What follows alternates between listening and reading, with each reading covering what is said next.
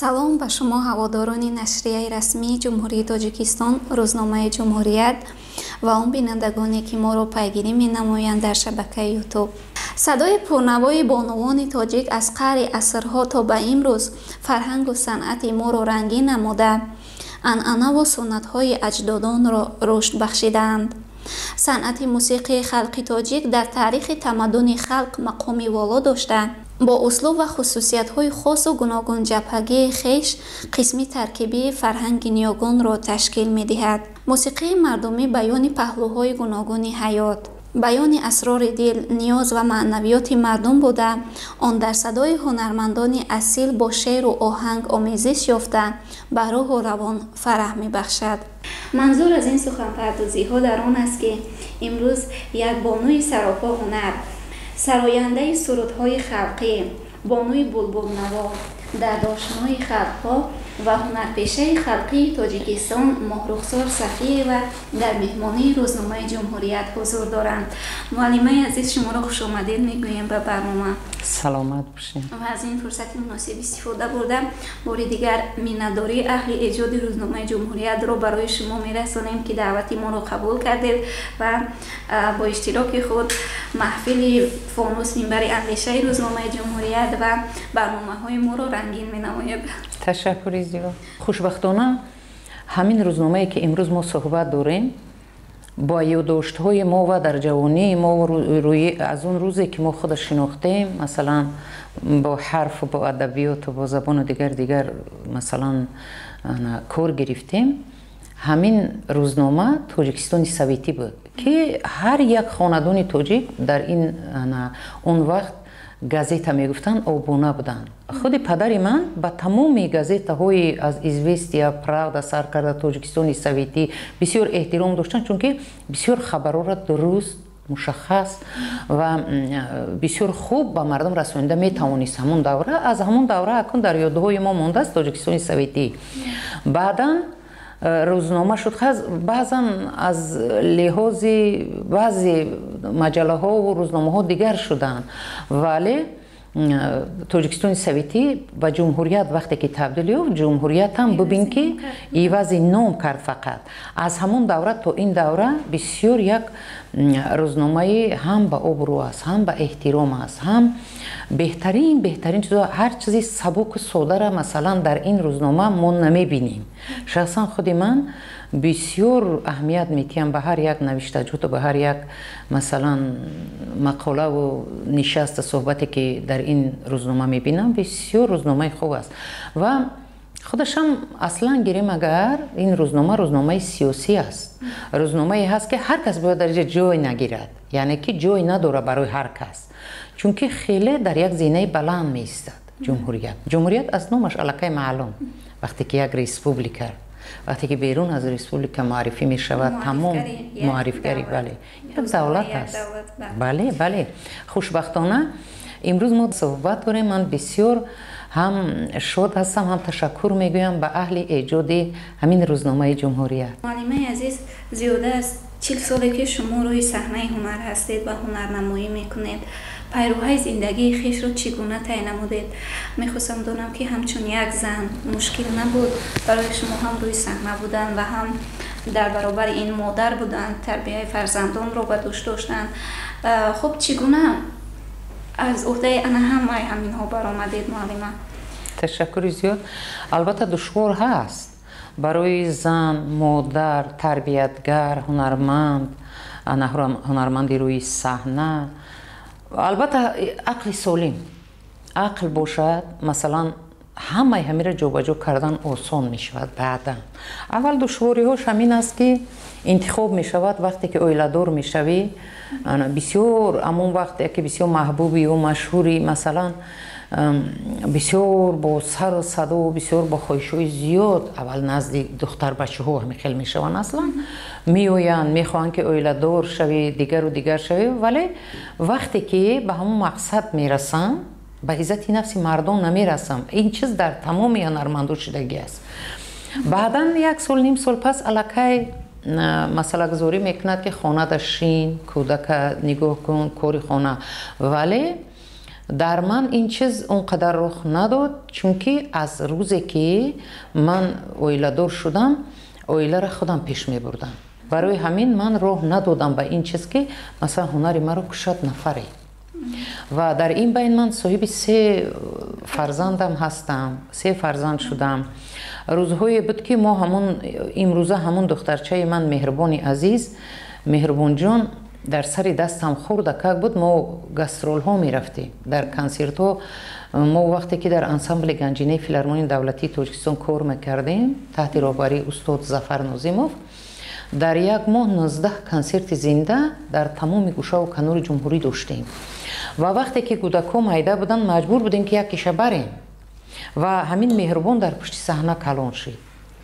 бисёри вақт албатта касал мешуданд, дигарҳо буд ва ира ҳунармандон медонанд ки чӣ азияте аст. мо барои чӣ ҳам кӯшиш мекардем ки оиламон нашиканад, ҳам кӯшиш мекардем ки масалан фарзандора хуб дар бармон бошанд. модар ҳамеша дар таги масалан ҳамо қанати худаш нигоҳ медорад фарзанд. барои ҳамин душвориҳо буд, вале паси сар шудам. ва дар ҳамин баробар боз ҳунарнамоӣ кардан буда? Бале, эҷод кардан, шеър аз бар кардан, оҳангкор кардан, инош бо дигар масъала ҳаст, чунки хеле душвор аст. вале вақте ки як нафар ҳамон касби худаша дӯст медорад, масалан шахсан мо борин аз 13-14 солагӣ вақте ки рӯи саҳна меоӣ, хоҳӣ нахоҳӣ дар ҳамон касб аллакай ҳамин хел суфта шида мерафтааст, яъне ки ҳамон душворӣ пеш аз байн мерафтааст. вале агар ман гӯям ки ман ба душвориҳо рӯбарӯ нашудам, шудам, борҳо шудагӣ ҳастам, вале ҳамаи ҳаминра ман худам ҳал кардам. пушти сар кардем. то имрӯз рӯи саҳнаи ҳунар ҳастем ва ба миллатам дар хизмат ҳастам. ташаккури зиёд мамнун, чун мо сухан аз саҳна рафт, аз латофату назокати зебоӣ рафт.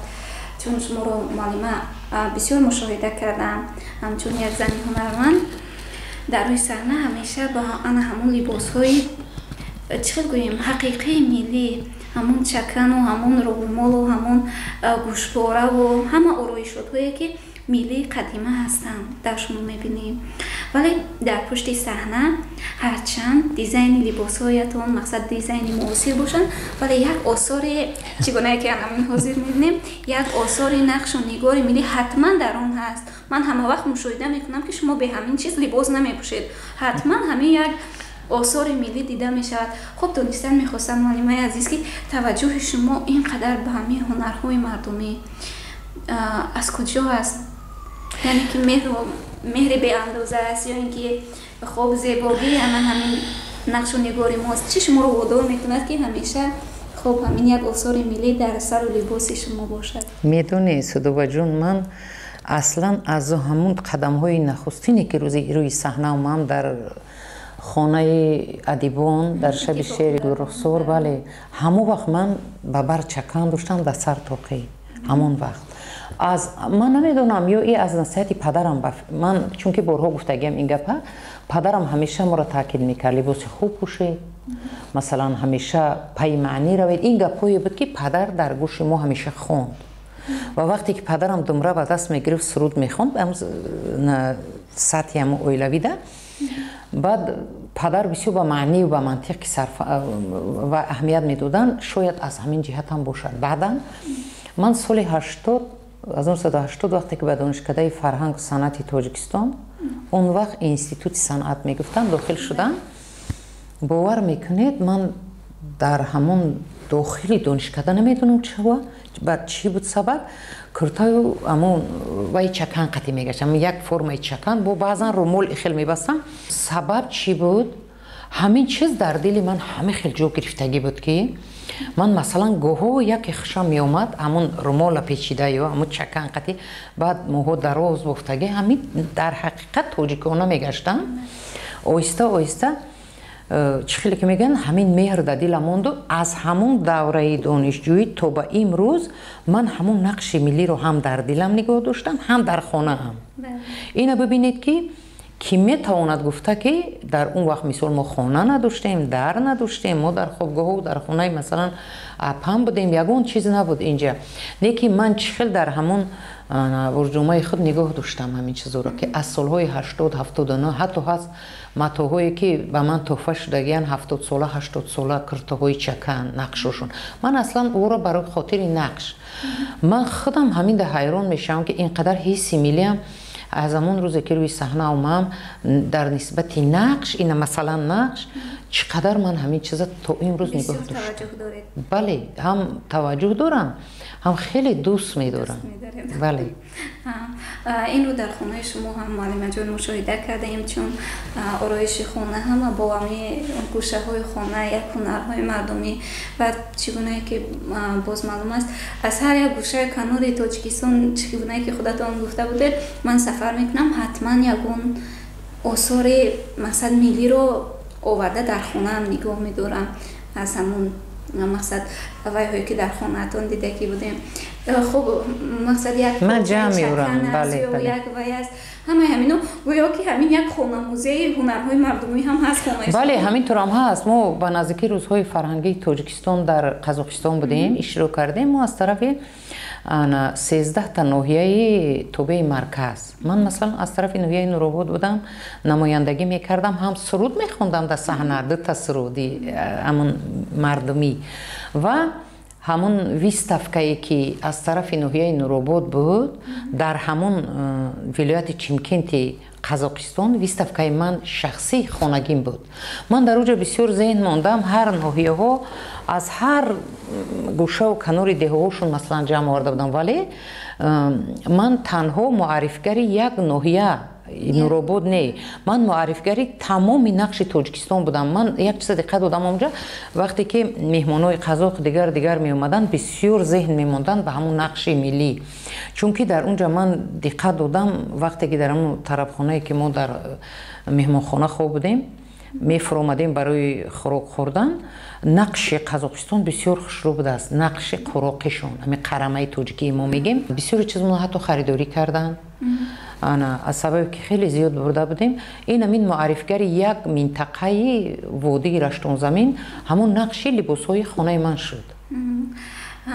خب معلمه جون این هم بسیار یک اقدامی خوب بود. سالهای 2018-2023 اعلام گردیدن سالهای رشد سیاحی هنرهای مردمی و این هم یک امکانیت خوب دیگر برای معرفی باز هم بیشتری خب هنرهای مردمی گردید و این هم امکانیت‌های به فکرم وسیع‌تر کرد برای مقصد معرفی لباسی ملی، معرفی دیگر هنرهای.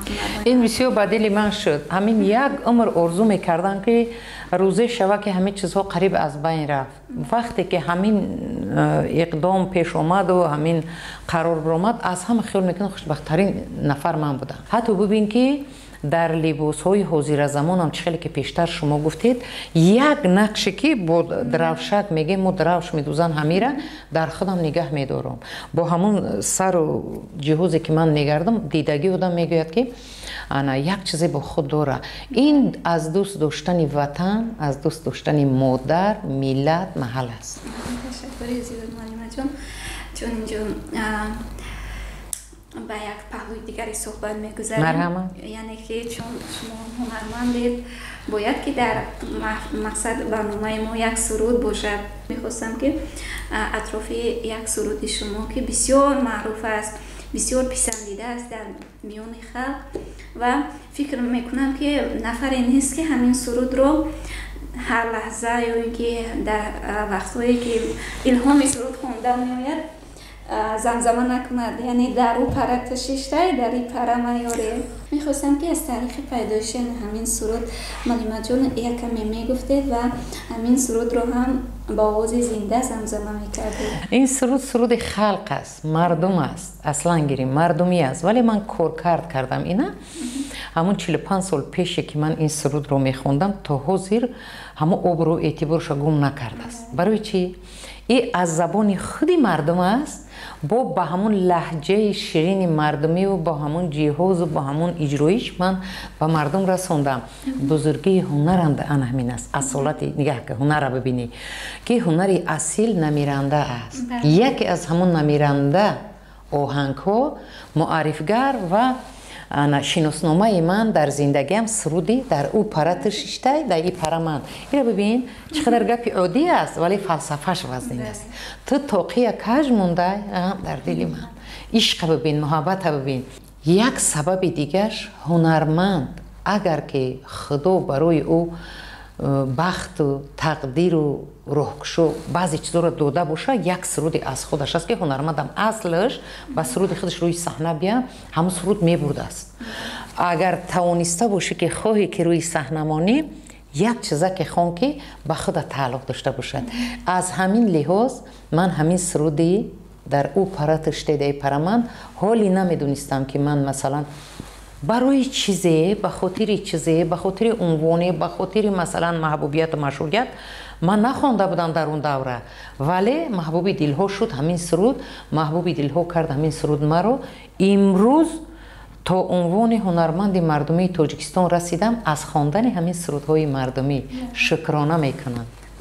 معلمه جان چالی که گفتید این سرود یعنی که به یگان لحظه حیاتی خودتون تعلق دارد ای به همه تعلق داره. در همین سری دسترخوان تاجیکانه بشی یکون گاه میشه که حتی همون بچه یک شوخی میکنه و میگه در او پرشت است گفته که در این پر من حتما در خانه تاجیکی نیست که این کلمه صدا نتید در خانه تاجیکی نیست که این تکرار نکنه چون که این اصل شیوه و لحن و گفتاری خیلی تاجیکی که هست در حقیقت تاجیکی است چون که استاد عبدالفتاح اودنیف همین خیلی یک بستکار آهنگسازی که یک نابغه عصر برای همین سرود رو بسیار بهای بلند از جهت هم سخن دادن هم از جهت آهنگ ولی در روزهای آخر بسیار خطاگی کردن یک دو سه جوانا که گرفتن و یک کمی که بعد ساختی خودشو خواندن من ناراضی بودم تا حالی من هم آدم رو دسترس نکردن که من تنبیه اورتیم حتی بارها با وسیله تلویزیون برآمد کردم که سخنی را که تو خواندن نمیتونی از همه نقص که نخوان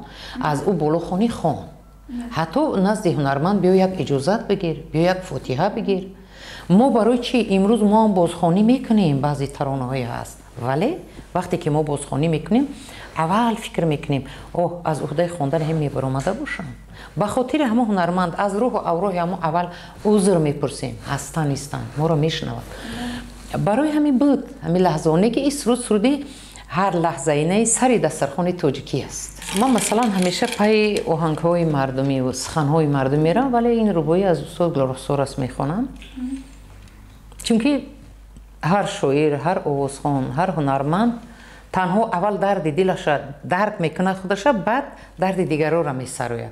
من امروز الکی از دردم گذشتم چون که از اون خردی که تو با امروز روی ربایی و دوبیتی و بیت کار و فعالیت دارم حاضر در مثلا غزل سرایی چند سال با مرور زمان که میرفته است الکی با معنی ها دیگر میشید است برای من دیگر یک ربایی میخوانم با آهنگ خلقی بدخشانی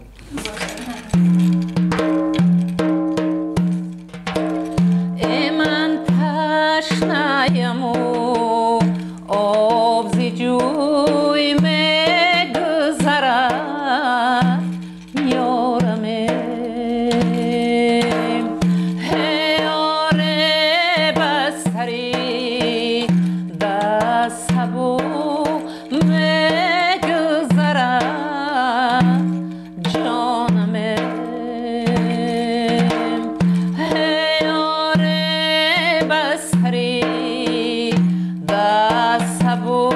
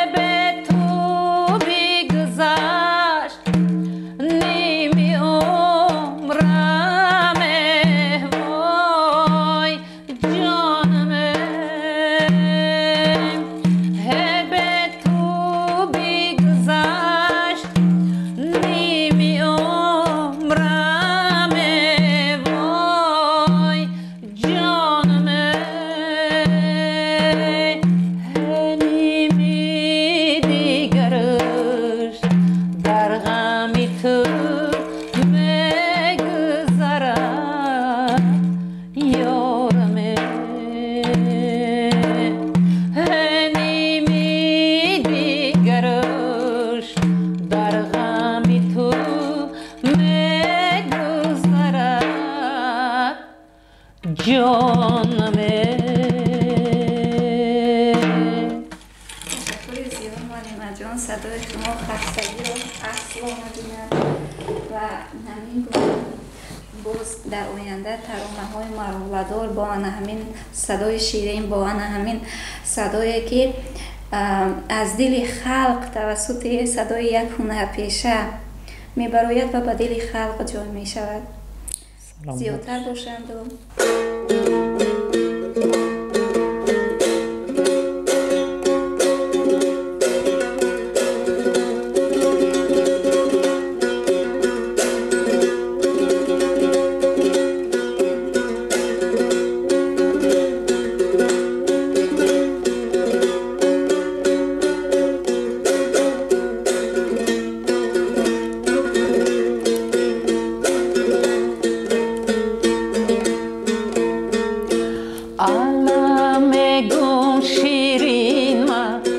بچه نازنین من مرادی اولین من امیدی آخرین من علیون علیون علی میگم شیرین من بچه نازنین من.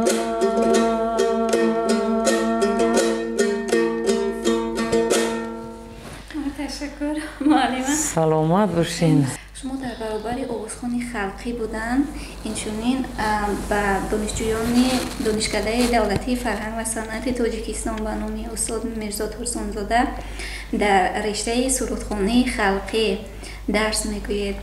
خب میخواستم دانم که چگونه وضع است، یعنی دانشجویان در کدام سطح قرار دارند، یعنی به اون درجه ای که استادان پیشین سرودهای خلقی رو به مردم میرسانیدن، امروزه میتوانند دانشجویان آینده در روی صحنه به همون طرز و شیوه و به همون آهنگی که به دلها راه یابد به بینندگان رسانیده باشند. یعنی از دانشجویان تا کدام اندازه امید هست در آینده؟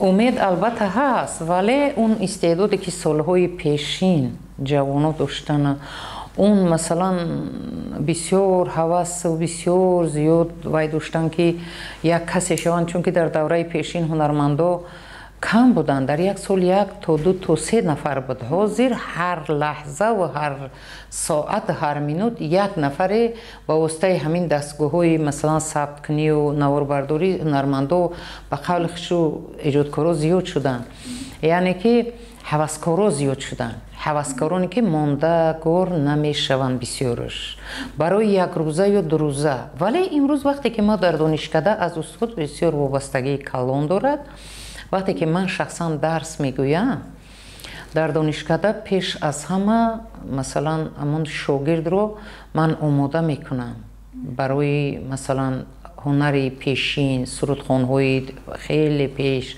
استادای گذشته ما. بعد خودی مثلا استاد وقتی که همین چیزا میدوند برای وای مثلا اولا زمزمه کرده نشان میدی و تاریخ این رو گفته میدی، یا که انا درباره همون استاد گذشته که همین سرود را اجرا کرده است درباره او کمی اخبارات میتیم، الکی بچه وارد میشود، از همون فکرای کوچگی برمیگردد.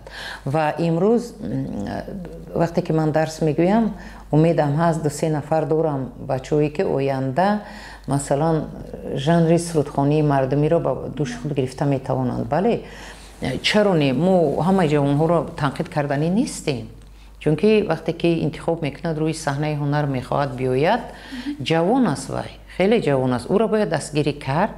و امروز هست، امید هست در دانشکده فرهنگ صنعت تاجیکستان خیلی همین چیز خوب براه مانده شده است، چون که خیلی فاکولتیت های زیاد داریم، اختصاص های زیاد داریم. مثلا وقتی که در دست من یک دانشجو میافتد، چرا من او را از اونی که از تمام استادا آموختم برای او من آموزم، من به جان و دل می آموزم و تا آخرین کورسی که مثلا تا امتحان دولتی میبرم خیلی زحمت میکشیم تا که یک چیزی تربیه کنیم به خلق وطن از خود بمانیم. خب در برابر این همون رسالت آموزگار بودن خود را به درجه که طلبات است اجرا میکنید؟ بله بله، حتما باید این چیز باشه. ما وقتی که دانشکده فرهنگ و صنعت انستیتوت صنعت تمام کردیم، راه گرفتیم سوی رادیو. در این بین بود وقتی که در فیلارمونی هم کار کردیم، در شعبه فرهنگ ناحیه کمسمالو بودم، به حیث دیرکتور کار کردم و بعداً حیات من تمام عمر در رادیو تلویزیون بود. من با رادیو تلویزیون هستم، بودم، میمونم تا به امروز. در هر یک میزی گیرده که در رادیو هر ماه یک بار دو بار مثلا دعوت میشوم. بعضا میشود که خسته هم میشم، میگم مونی یگون سخن نو از بر کنم ببیم. شکرانه میکنم در دوره‌های پیش یک تلویزیون بود، یک شبکه بود، سالهایی که ما روی صحنه آمدیم. با همون شکل ما ثبت میکردیم، با یک میکروفونی که آویزان بود از بالای سر، دیگر چیز نبود. ما کنسرت های زنده برآمد میکردیم برای پختکاران و برای سعیزهای کمسمال و پارتیا و سعیزی کلخوزچی ها و دیگر. ما همیشه زنده برآمد میکردیم، یعنی که بسیار مسئولیت داشتیم. مسئولیت در اون دوره فکر میکنم که زیادتر بوده. بله، در اون زمان اگر که با پرگی به طلبات همون صحنه جواب نمیدادی از بین میرفتی. چون که تصور کنید وقتی که نطاق اعلان میکند، جای خودش هم میخواند، هنرمند باید بروید زنده. وقتی که میای اگر در همون میکروفون درست نشینی یا که تازه نخوانی، جور نخوانی، صدات اگر که نمیدونم کسل و دیگر چیزا باشد، یک بار دو بار همین کشید وای از بین میرفت. چون که زنده هست، وای دیگر جای عقب گردی نیست، جای تازه کردن و منتج کردن نبود. ما همین خیلی طی چندین سالها دوام کرد هنری ما. برای چی ما سفته شدیم؟ برای اون ما سفته شدیم که ما از زینه‌های وزنی سر کردیم. برنامه همون بسیاری وقت ما را زنده میرفت با واسطه رادیو. تا این همین روزی که برنامه خاک وطن بود در رادیو، سالهای جنگ شهروندی، هر سحر وقتی که به کارخانه می اومدم، اولا در صدای دوشنبه کشوده بود، انتظار بودن که ما بیاییم و مثلا دعوت کنیم انا مردم ما که بیرون از وطن شده است، به واسطه سرود، به واسطه سخن، به یگان گپ خوب.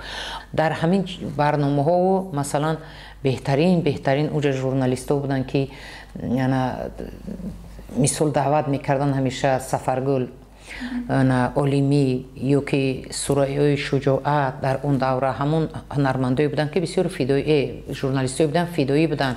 همیشه انتظار بودن که یک هنرمندی که توانسته باشد که سخنش گفته تواند، باز هم همین وای مثلا هم میگذاشتم به نزد استودیوی صدای دوشنبه که حتما باید من با مردمم در صحبت شوم و دعوت بیارم که به وطن بر بگردم، برای آبادی وطن. یک جوانی که امروز میخواند از اون روزها خبر ندارد، از اون روزهایی که ما مثلا پای پیاده از همین گوشه های شهر به کارخانه میرفتیم، نقلیات نبود. حتی لحظه بود که یک بار شودروان قربانعلی عبدالله در همسایگی من زندگی میکرد، با واسطه ویلسپید ما رفته بودیم، با ویلسپید میگشتیم میومدیم. همه خلق میشناخت ما را، که روحمون پینون کرده یا که نمیدونم شبکش قربانعلی جوهرش جنت باشه در روش میکشید. دو سه بار از همین کوچه 33 میکروین ما تو خانه رادیو را نمی احوال قطعی میرفتیم. یعنی که ما نه رادیو را موندیم که مثلا وای شوه تنها نگذاشتیم، ما همیشه در پی آبادی و در پی تینجی و در پی این همی سرودخوانی بودیم که دعوت. ببین در دوره جنگ بزرگ وطنی هنرمندای ما میرفتن در همون میدانهای جنگ، بیرون از جنگ سرود میخواندن، یعنی روحیه مردم میبرداشتن.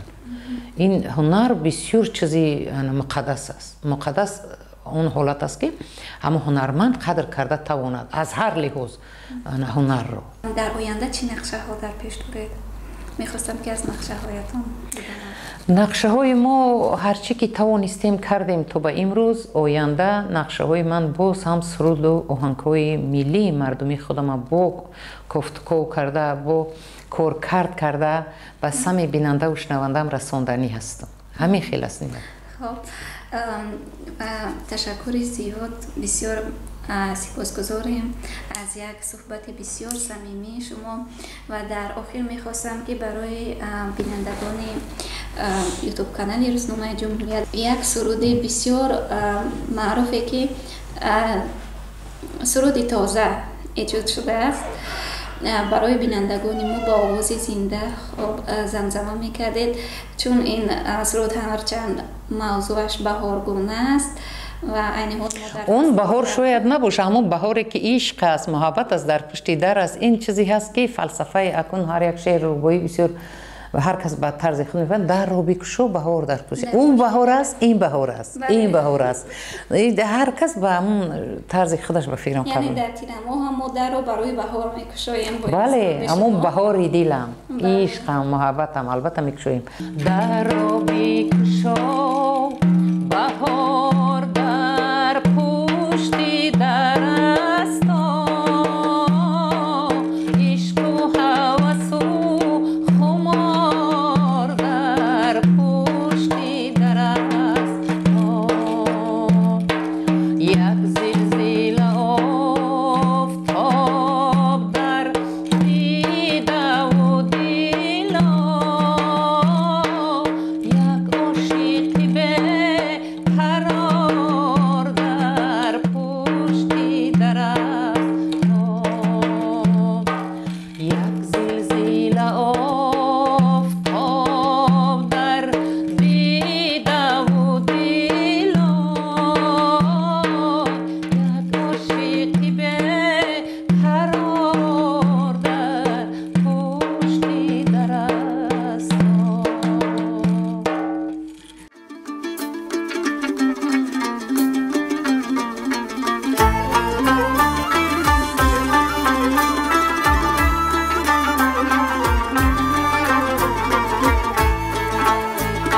در را بکشا بهار در پشت در است، عشق و هوس و خمار در پشت در است. یک زلزله آفتاب در دیده و دل، یک عاشقی به قرار در پشت در است. یک زلزله آفتاب در دیده و دل، یک عاشقی به قرار در پشت در است.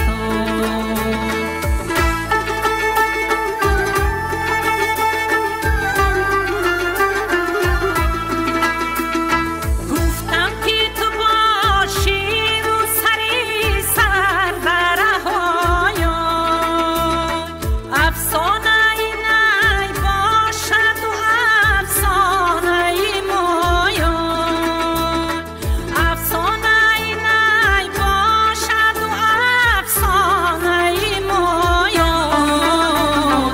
از آه دلی غم زده برخاست صدایان، او یاری دیگر گرفت یاری تو خدایان.